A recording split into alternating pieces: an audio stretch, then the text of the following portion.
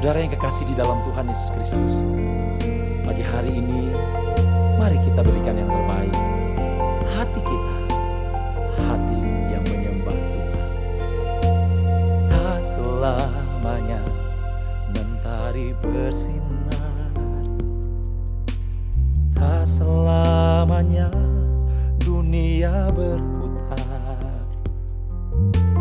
Namun kasih-Mu tetap selamanya. Janji-Mu Tuhan tak pernah berubah. Selamanya ku cintai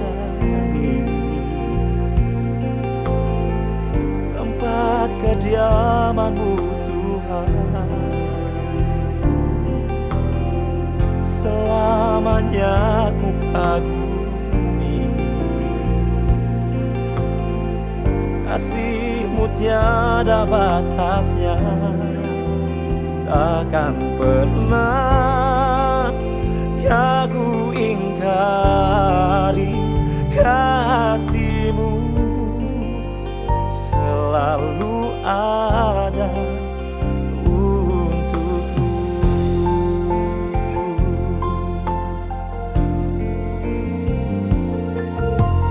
Tak selamanya mentari bersinar, tak selamanya dunia berputar. Namun kasih-Mu tetap selamanya.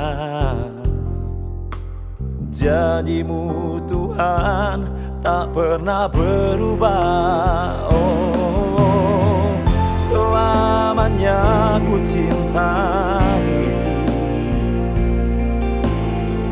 tempat kediaman-Mu Tuhan. Oh, selamanya ku kagumi kasih-Mu tiada batasnya.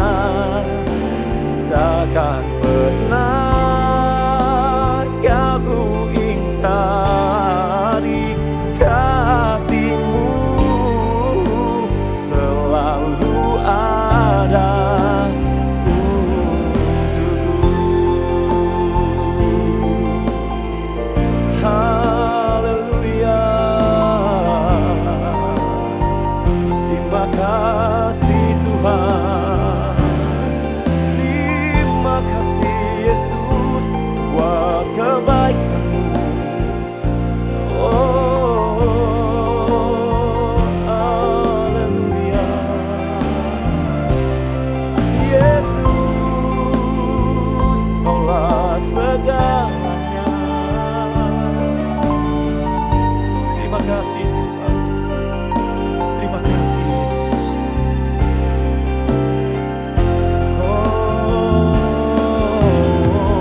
selamanya ku cintai tempat kediaman-Mu Tuhan. Selamanya ku kagumi kasih-Mu tiada batasnya. Takkan pernah aku ingkari kasih-Mu, selalu ada untukku.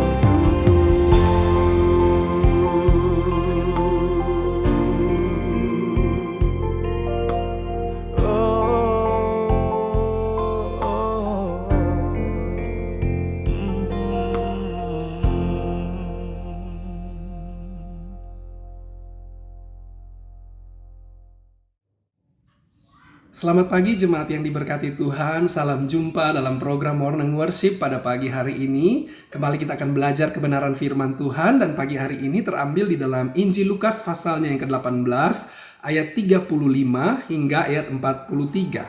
Saya bacakan. Waktu Yesus hampir tiba di Yeriko, ada seorang buta yang duduk di pinggir jalan dan mengemis. Waktu orang itu mendengar orang banyak lewat, ia bertanya, "Apa itu?"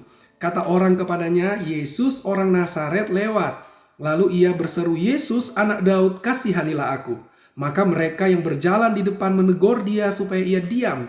Namun semakin keras ia berseru, anak Daud, kasihanilah aku.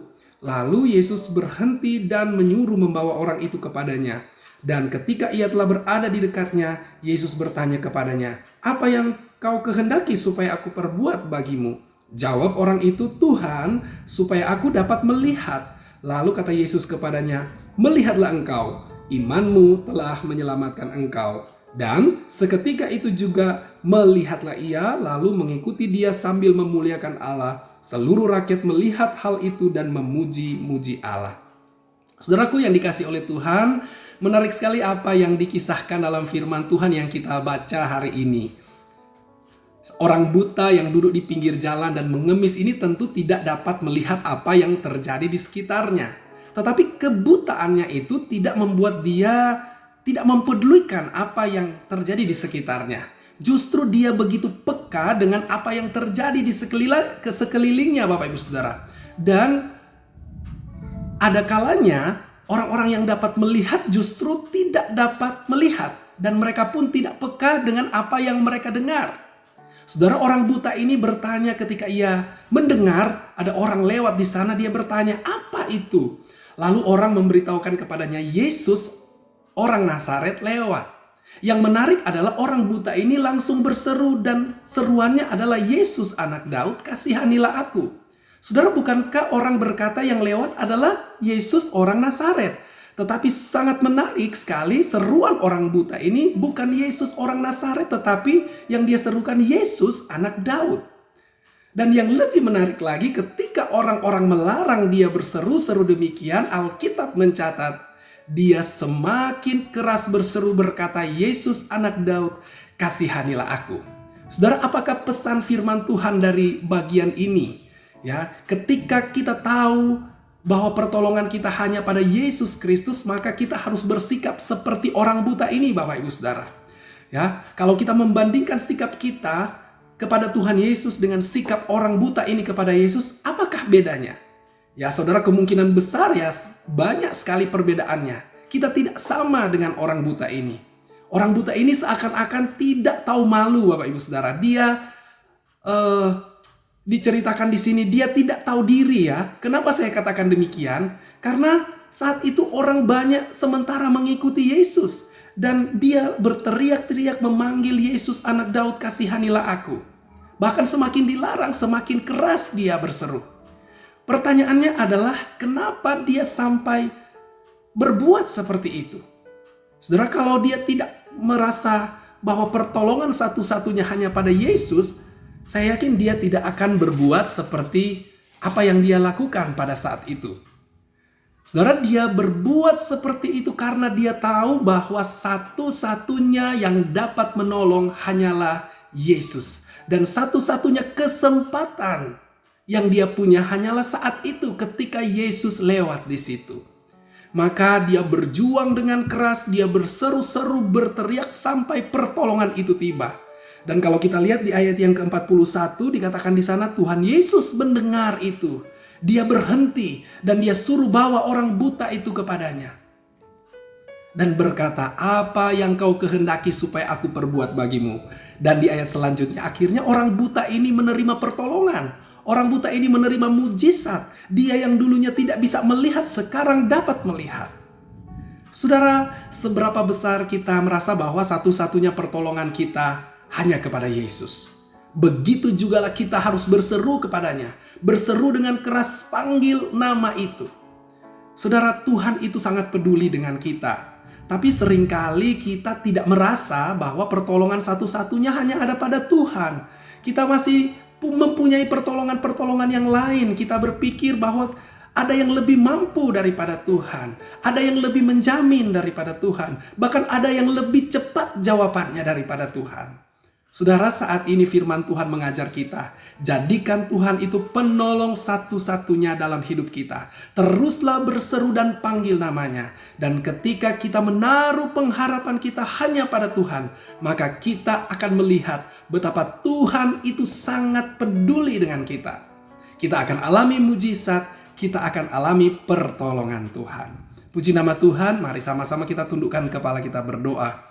Terima kasih Tuhan buat firman-Mu pagi hari ini mengajarkan kami bahwa hanya Engkau satu-satunya pertolongan dalam hidup kami. Itu sebabnya kami mau berseru kepada Tuhan. Kami mau semakin berseru memanggil nama-Mu sampai Engkau menolong kami, sampai Engkau memberkati kami, sampai mujizat Allah terjadi di dalam kehidupan kami. Terima kasih Bapa. Kami mau percaya sungguh hanya kepada Tuhan bahwa Engkau peduli dengan kami. Berkati kami sepanjang hari ini, apa yang dikerjakan oleh tangan-tangan kami Engkau buat berhasil, dan hanya nama Tuhan dipuji, nama Tuhan dipermuliakan. Terpujilah nama-Mu, di dalam nama Tuhan Yesus kami sudah berdoa dan mengucap syukur. Haleluya.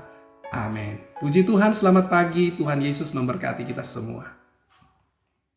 Selamanya ku cintai